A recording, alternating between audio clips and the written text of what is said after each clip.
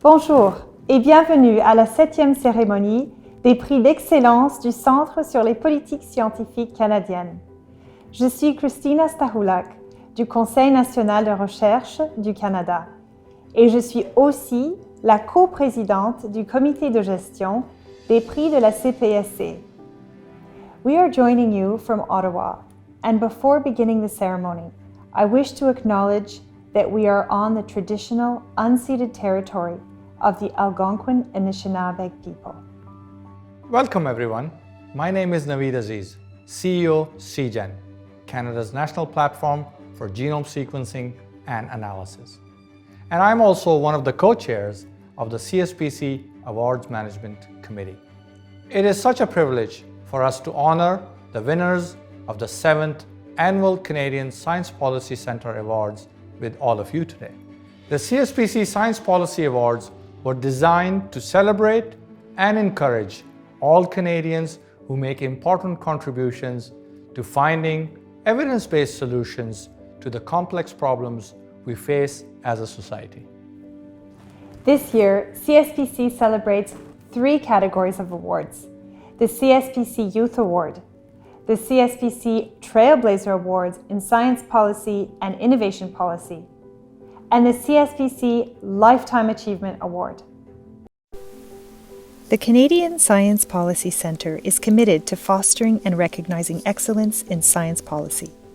The CSPC Awards of Excellence celebrate 3 categories of awards: the CSPC Youth Award, the CSPC Trailblazer Award, and the CSPC Lifetime Achievement Award.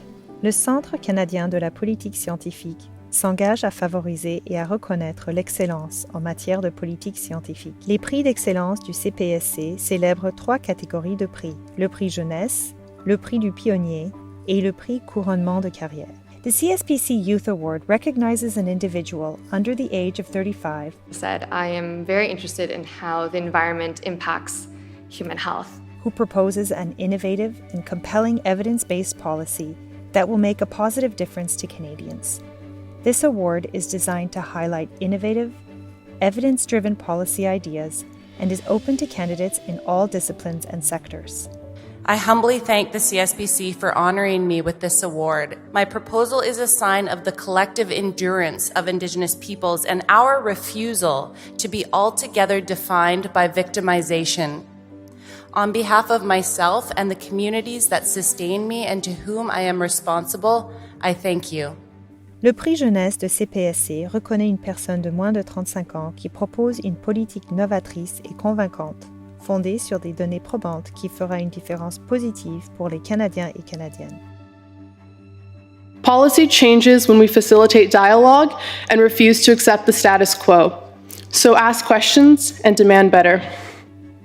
Ce prix est conçu pour mettre en lumière des idées politiques innovantes et est ouvert aux candidats et candidates de toutes les disciplines et de tous les secteurs. So there's billions of dollars in cost savings and thousands of lives that could be prevented if we use genetic testing to identify gene variants. I am deeply appreciative to all those who shared their stories with me so that I could understand these pressing policy needs.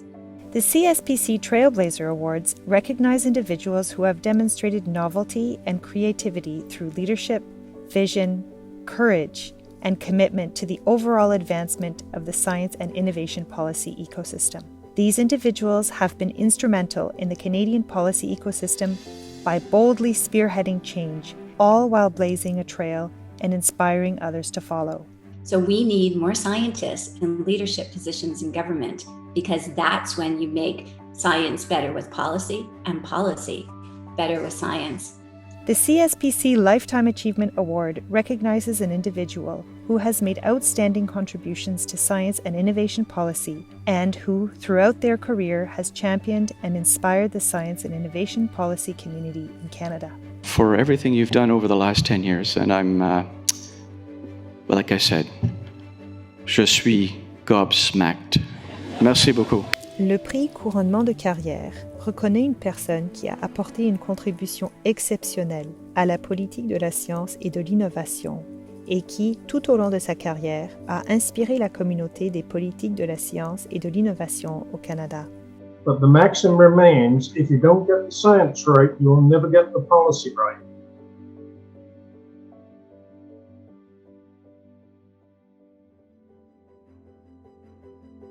Le prix Jeunesse en politique scientifique reconnaît une personne de moins de 35 ans qui a élaboré une proposition de politique novatrice et convaincante, fondée sur des données probantes qui fera une différence positive dans la vie des Canadiens et Canadiennes.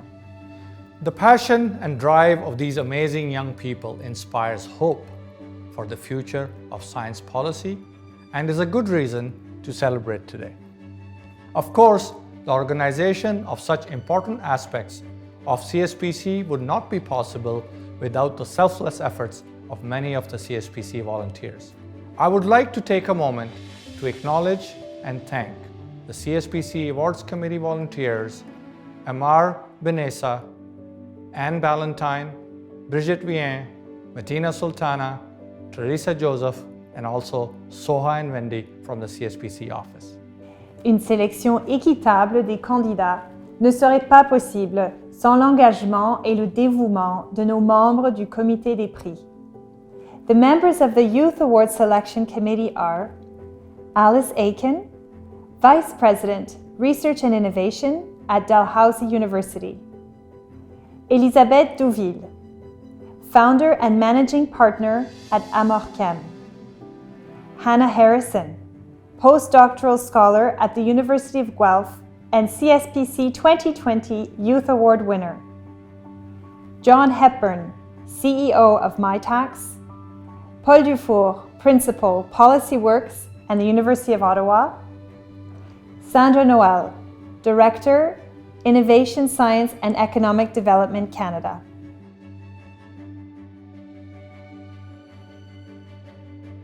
In the Youth Awards category, we have two runners-up. Hannah Rahim is an associate with Boston Consulting Group, and her proposal was entitled The Need for Community-Driven Phenomenological Research to Address the Suicide Crisis Among Indigenous Peoples in Canada. Good afternoon.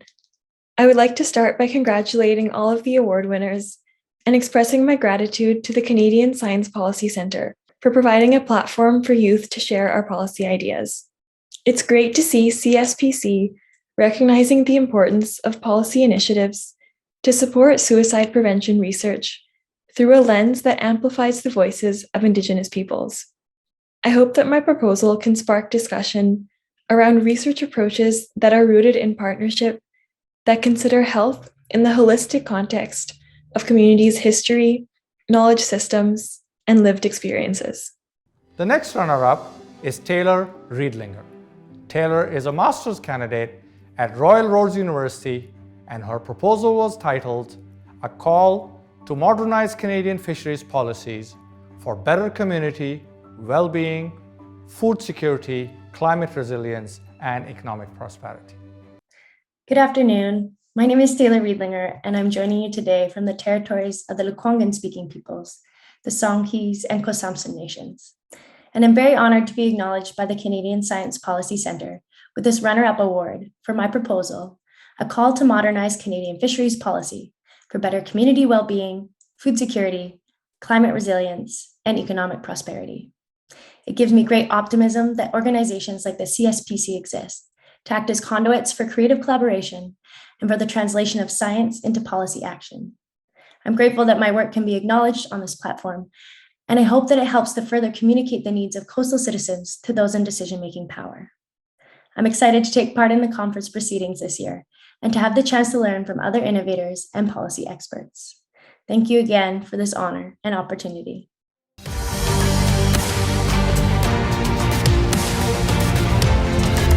Our CSPC Youth Award winner this year is a postdoctoral scholar at the University of Ottawa for her proposal entitled Finding Respite Care for Persons Living with Dementia Among Students of Canadian Health Professions. Please welcome our 2021 winner, Dr. Sharika Sarasija. Hello all. I'm so thrilled to be the recipient of the Canadian Science Policy Centre's Youth Policy Award this year. I would like to express my gratitude to the Award Selection Committee and to the Canadian Science Policy Center as I accept this year's Youth Policy Award. I would also like to take this opportunity to thank the Faculty of Medicine at the University of Ottawa, and especially my supervisor, Dr. Stephen Ferguson, for always supporting me, even as my career goals diverge from pure biomedical research. And on a very personal note, I wish to thank my partner, Cameron McIntosh, for his unwavering support and belief in me. I also need to thank all my wonderful friends, colleagues, and my very large family, especially my grandparents.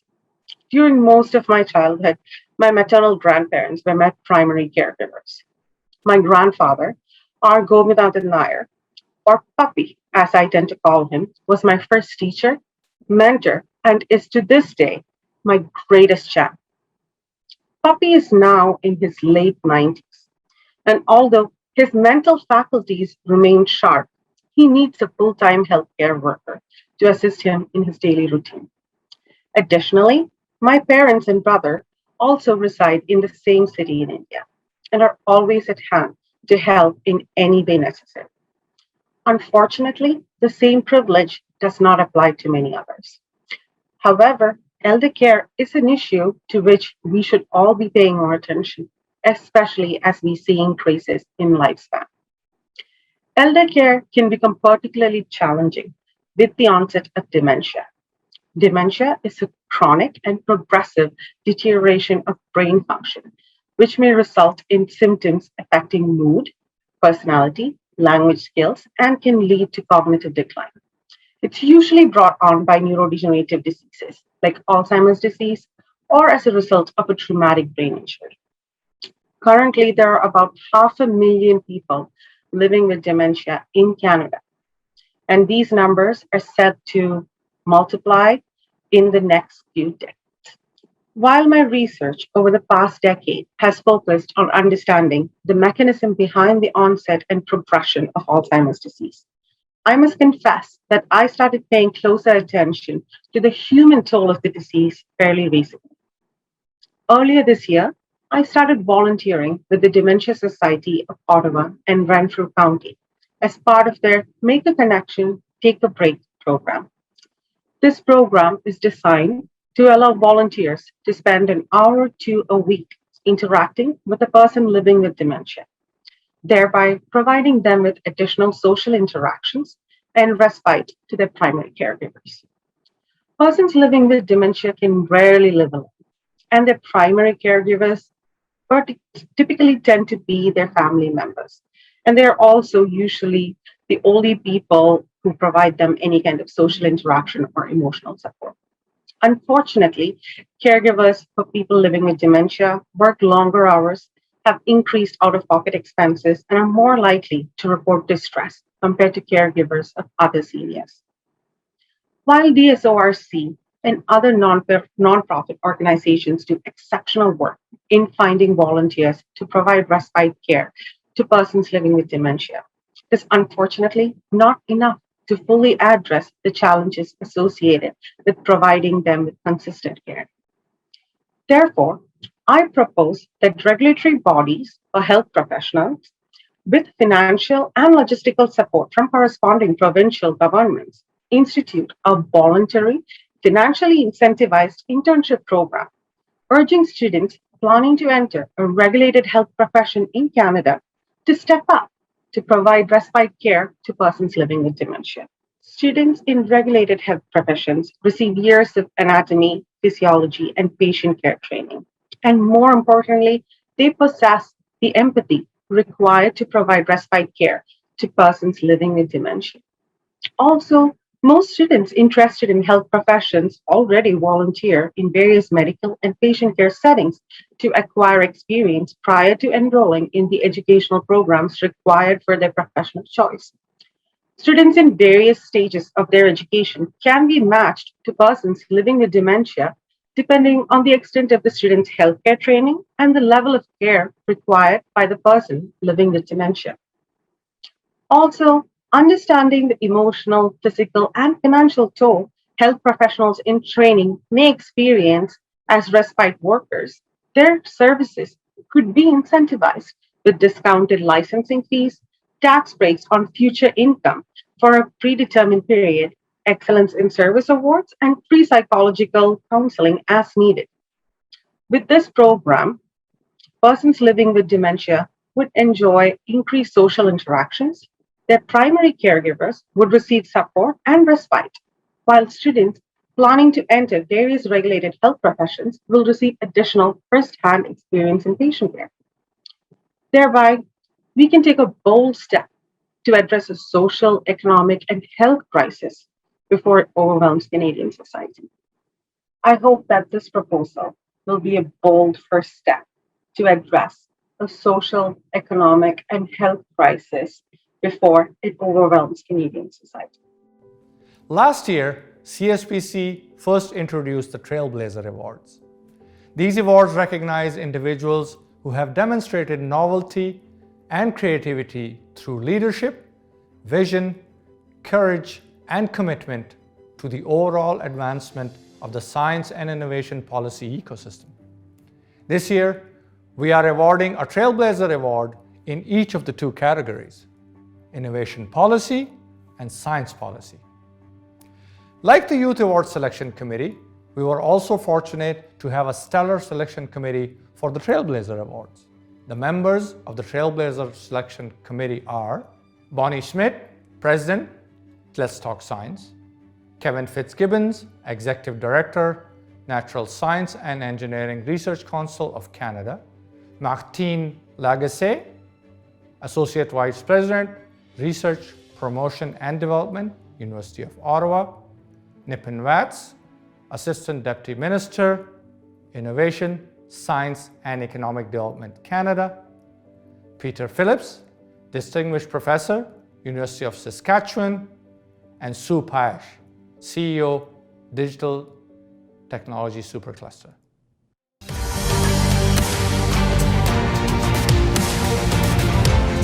Our first Trailblazer Award for the Innovation Policy category goes to Dr. Josephine Itawa. Dr. Itawa is recognized for her important contribution to social innovation policy and her leadership in anti-racist and health equity work. Dr. Itawa's research has resulted in seminal contributions to Canadian health policy and bringing racism to the forefront of dialogues. Her anti-racist healthcare practice was the first of its kind in the Canadian health literature. Dr. Itawa est reconnue pour sa contribution importante à la politique d'innovation sociale et pour son leadership dans la lutte contre le racisme et l'équité en santé. Les recherches du Dr. Itawa ont donné lieu à des contributions fondamentales à la politique canadienne de la santé et a placé le racisme au premier plan des dialogues. Sa pratique de soins de santé antiraciste était la première du genre dans la littérature canadienne sur la santé. I am so happy and thankful to be honored with this award, the Trailblazer Policy Innovation Award. I am delighted to be here today attending the 13th Canadian Science Policy Conference, Building Forward Better. I'm deeply honored to receive this center's 2021 Trailblazer Innovation Award. The journey to this platform has been a collective one with many people supporting my work. I want to use this opportunity to thank all of those people, starting with my family. My family members, Michael Etowa and Christian Etowa, have been great support for my work, and my children, Tammy and Devalena. They've been instrumental for everything I do every day. I would also like to use this opportunity to thank all of those who support my work at the University of Ottawa in the Co-Create Lab, Collaborative Critical Research for Equity and Transformation in Health. This include Anne-Marie Gagnon, Susan Roloff, Cheryl Bichon, Bishwaji Ghosh, and Itunu Taiwo. Within that are also all the other work happening at the university that has been instrumental to my growth and encouragement to continue this work. I'd like to acknowledge the work of the Institute for science, policy, and society at the University of Ottawa, led by Dr. Monica Dettinger. The work that they're doing has really opened my eyes to fully appreciate the intersection of science and policy in the decisions we make every day. I would like to acknowledge Madame Laurier de Silva. Madame Marie Laurier de Silva created the Endowed Research Chair, which I held for 7 years in public health nursing, and that chair has been instrumental in terms of the opportunities I've had working with stakeholders across the city, in Ottawa, and also the country. I worked with Ottawa Public Health Chief Nursing Officer Esther Mogodan, Dr. Robin Taylor. These have been great leaders in supporting my work, and also with the Community Health Nurses of Canada, where I had the opportunity to partner with Dr. Aliyah Dosani, Dr. Cheryl Van Delen Smith to edit the community nursing textbook using health equity lens and social justice to create content that is relevant for Indigenous healthcare.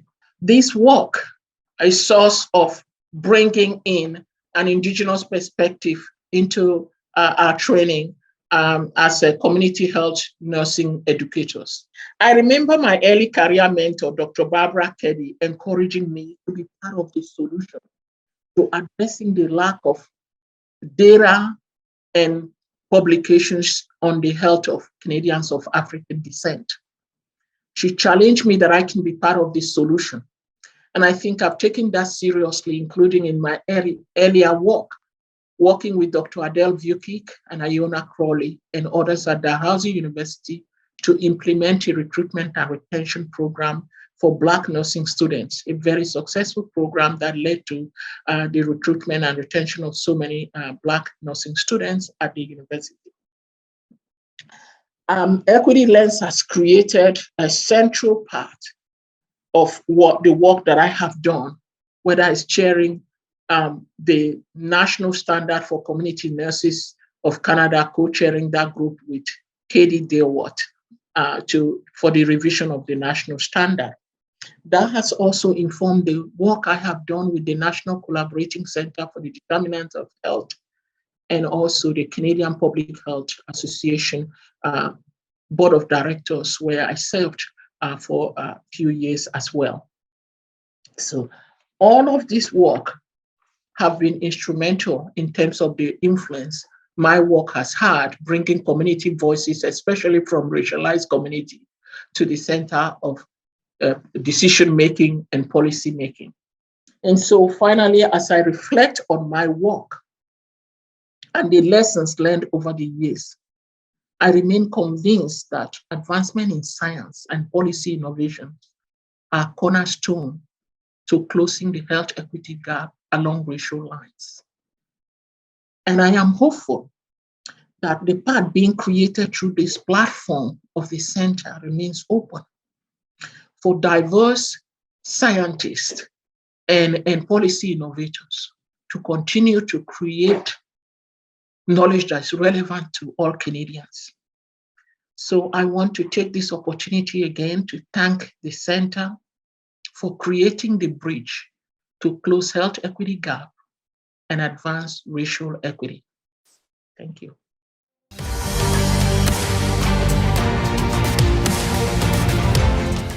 Our second Trailblazer Award this year for the Science Policy category goes to Dr.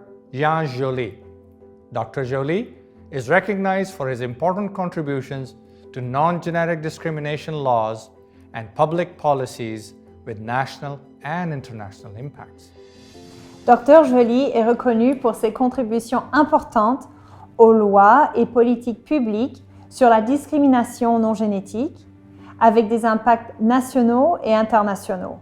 Merci beaucoup. C'est un grand honneur pour moi d'être reconnu ainsi par le CSPC, une association canadienne incontournable qui réunit une large communauté multidisciplinaire et multisectorielle pour soutenir le développement de politiques sur la science, l'innovation et les technologies. When I started my career in research, I was interested in taking a broad, inclusive approach to policy development in the field of contemporary health sciences. Yet, embarking on a career going against the tide of more siloed, sector-specific approaches seemed like a project doomed to fail from the beginning.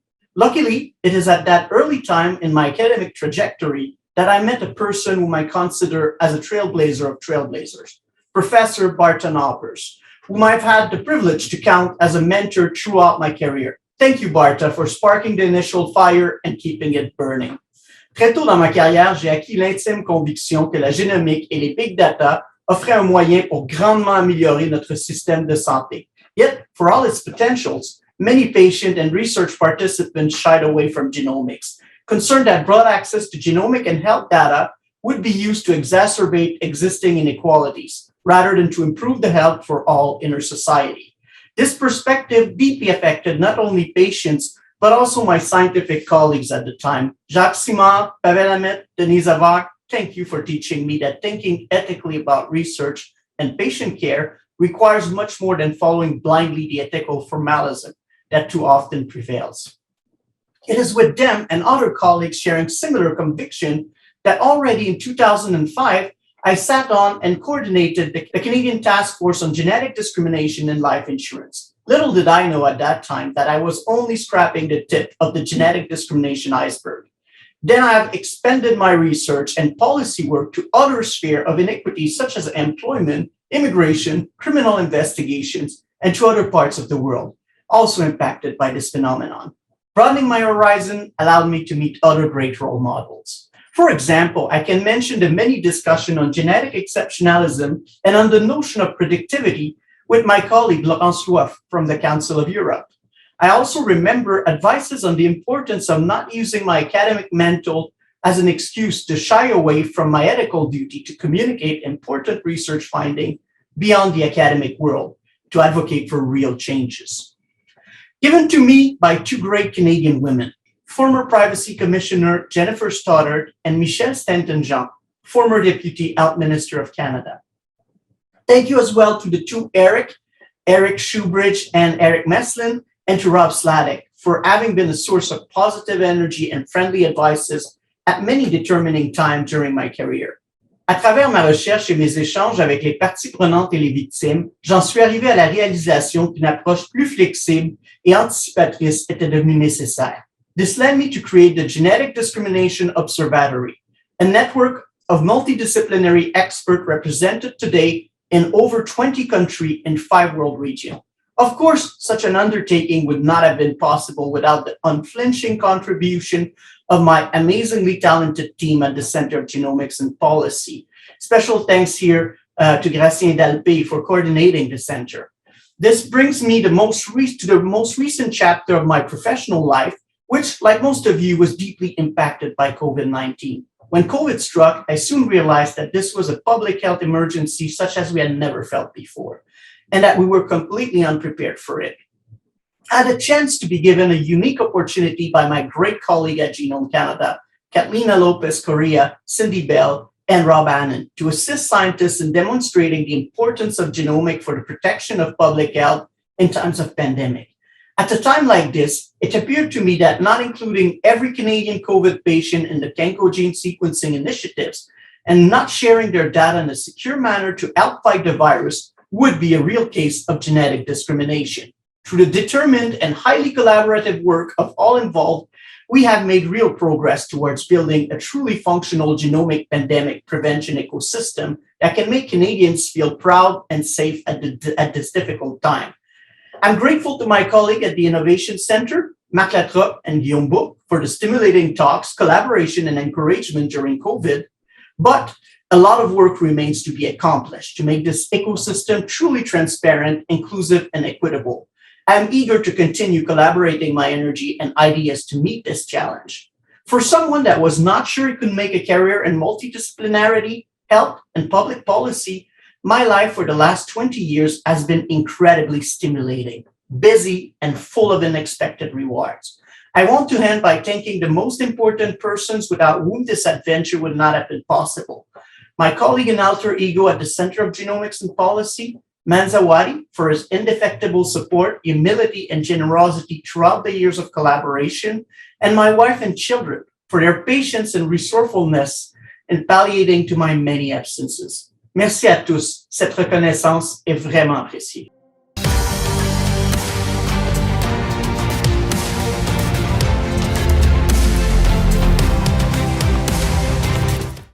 Merci Navid et Christina et félicitations à tous les gagnants. Now it's time for the announcement of the CSPC Lifetime Achievement Award. The recipient of the Lifetime Achievement Award was selected by the CSPC Board of Directors. This award recognizes an individual who has created change and new directions over years of the career and pioneered new ideas that have inspired the community and shaped the landscape of science and innovation policy in Canada. La lauréate du prix de cette année est une personne ayant une présence et un impact de longue date dans le milieu des politiques scientifiques au Canada. Il s'agit d'une personne qui a dirigé de nouvelles initiatives et vécu dans le monde des politiques, le monde universitaire, le monde des affaires et le secteur sans but lucratif. The recipient of the CSPC 2021 Lifetime Achievement Award is Dr. Peter Nicholson. Dr. Nicholson has held numerous senior positions in academia, in Canadian business, fisheries, banking, and telecommunications, and in public service. He has served in several Canadian federal government departments, in the OECD in Paris, and as an elected member of the Nova Scotia legislature. Et dans la fonction publique, il a travaillé pour plusieurs ministères fédéraux au Canada, à la OCDE à Paris, et tant que membre élu de l'Assemblée législative de Nouvelle-Écosse. He was the inaugural member of the Prime Minister's National Advisory Board on Science, was the Chief Policy Advisor to the Prime Minister of Canada from 2003 to 2006, and was the founding president of the Council of Canadian Academies. Le Dr. Nicholson siège à titre bénévole au sein de nombreux organismes voués à l'avancement des sciences et de la technologie au Canada. Dr. Nicholson has served in a voluntary capacity on many organizations dedicated to furtherance of science and technology in Canada, including the founding chair of the Fields Institute for Research in Mathematics, governor of the National Research Council of Canada, both a director and a member of the Research Council of the Canadian Institute for Advanced Research, chair of the Canadian Institute for Telecommunication Research, and the inaugural chair of the members of both the Canada Foundation for Innovation and the Millennium Scholarship Foundation. Also, he served as the chair of the Standing Selection Committee for the federal government's Networks of Centers of Excellence program, board member of the Center for Drug Research and Development, and currently is the chair of the board of the Canadian Institute for Climate Choices. And he continues to serve in volunteer capacities, providing policy advice to the governments of Canada and Nova Scotia. Le Dr. Nicholson a signé de nombreuses publications, est fréquemment invité à partager ses idées sur les politiques d'innovation et l'innovation commerciale au Canada. Dr. Nicholson is a member of the Order of Canada. Dr. Nicholson is a true embodiment of the CSPC Lifetime Achievement Award. Dr. Nicholson, je vous félicite pour cette reconnaissance. I want to congratulate you on this recognition, and it is my absolute pleasure to present the award on behalf of the CSPC Board of Directors to you.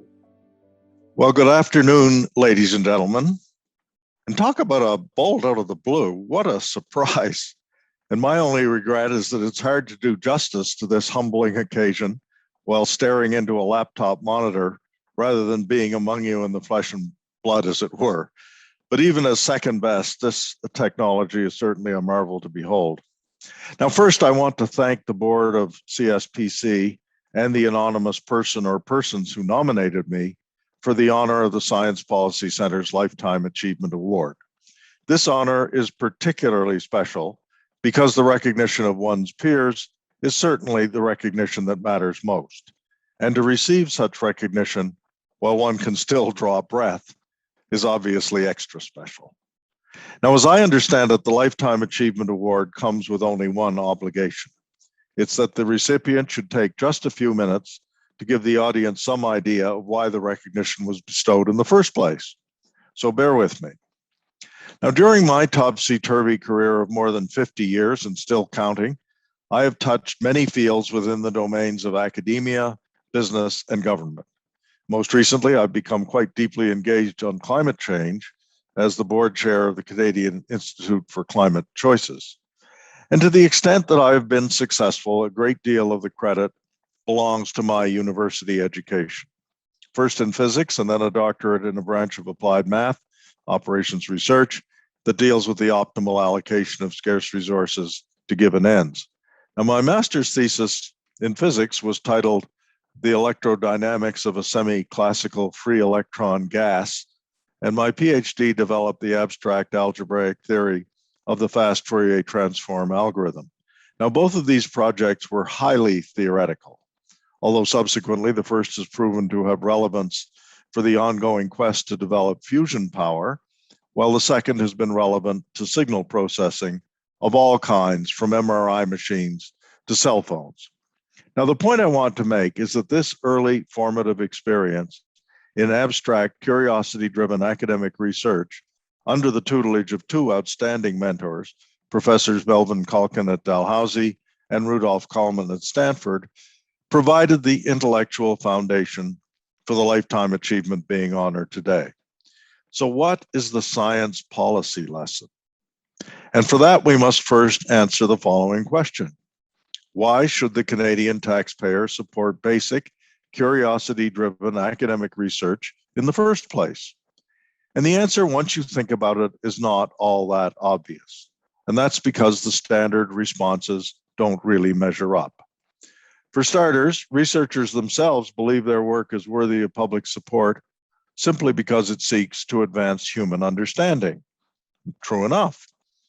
But any resulting benefit in the form of new understanding is never guaranteed in view of the uncertainty inherent in research. But moreover, the benefit, if any, accrues to the human collective, not primarily to the Canadian taxpayer, who, acting rationally, might prefer to free ride on the research of others.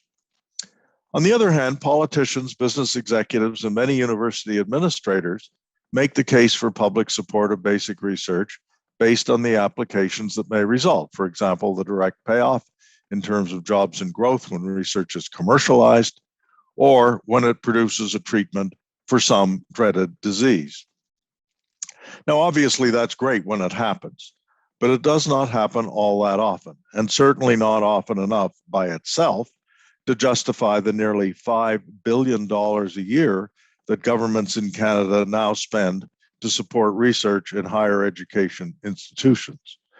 Moreover, the results of basic academic research are almost always published in the open literature and are therefore more likely to end up in applications developed in the US or China or Europe or wherever. Because after all, Canada has a small economy in global terms and one whose business sector has certainly not excelled in commercializing academic research. Better perhaps to rely on other countries that do. So, have our governments been more or less wasting $5 billion a year in support of academic research? Or put another way, where precisely is the payoff to the Canadian taxpayer? Now, the answer is that the payoff comes in the form of the highly qualified people that emerge from the academic research process, trained at the leading edge of knowledge. Now, most will remain in Canada and will implicitly repay the taxpayer's investment by applying throughout their careers, whether directly or indirectly, the foundational skills and habits of thought acquired in the academic research environment.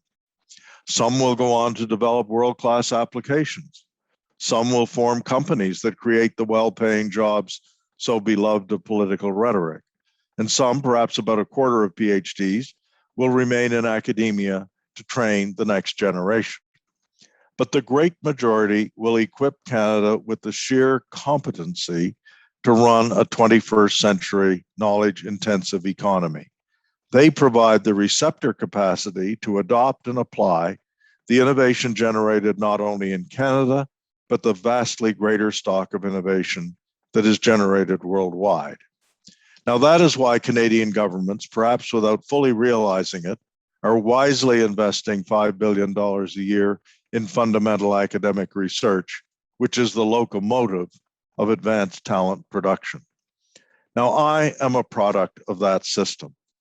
And while I didn't pursue a career in physics or mathematics, apart from an early stint at the University of Minnesota, I have carried the imprint of my graduate level scientific training throughout a career in banking, telecommunications, public service, and even the commercial fishing industry. In none of these career stops was a person with my particular academic background common, but I believe it was that background which equipped me to contribute some unique outsider insights in each case. It is appropriate, therefore, that I rededicate this Lifetime Achievement Award to the academic research enterprise that stands as its foundation. Thank you. To conclude this event, please join us in congratulating all of our awardees, and thank you to all the applicants, volunteers, review committees, and CSPC staff who made this award competition possible. Je vous invite à féliciter tous nos lauréats et lauréates et remercier tous les candidats, les bénévoles, les comités de sélection, ainsi que le personnel du CPSC qui ont rendu ce concours possible. Thank you to all of our conference participants for attending this virtual ceremony, and we hope that you enjoy the rest of the conference. Thank you.